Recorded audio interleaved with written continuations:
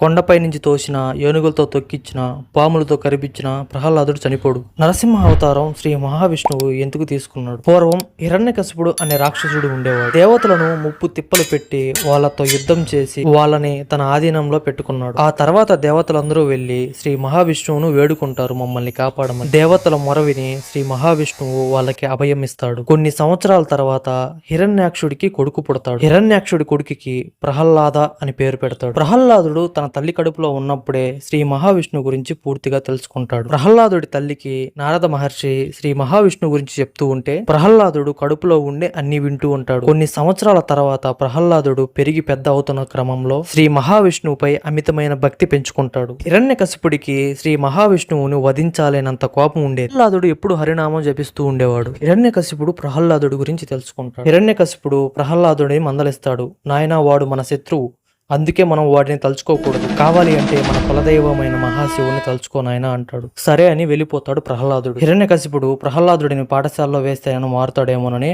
పాఠశాలలో వేస్తాడు. తర్వాత పాఠశాలలో ఉన్న పిల్లలను ఇంకా గురువులను కూడా హరిభక్తులుగా మార్చేస్తాడు ప్రహ్లాదుడు. ఈ విషయం తెలుసుకున్న హిరణ్యకశిపుడు ప్రహ్లాదుడిపై ఎంతో కోపంతో కన్నెర చేస్తాడు. ప్రహ్లాదుడు అసలు భయపడాడు.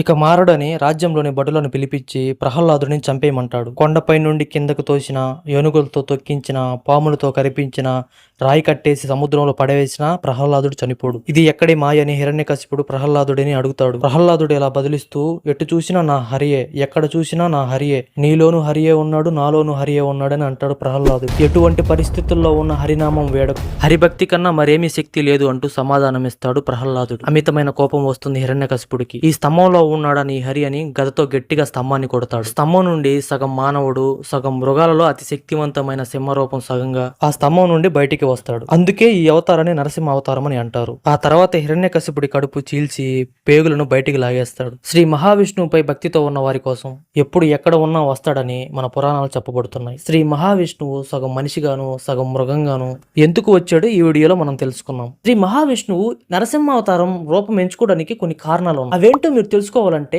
కామెంట్ బాక్స్ లో ఓం నమో నారాయణాయ అని కామెంట్ చేయండి. Thanks for watching.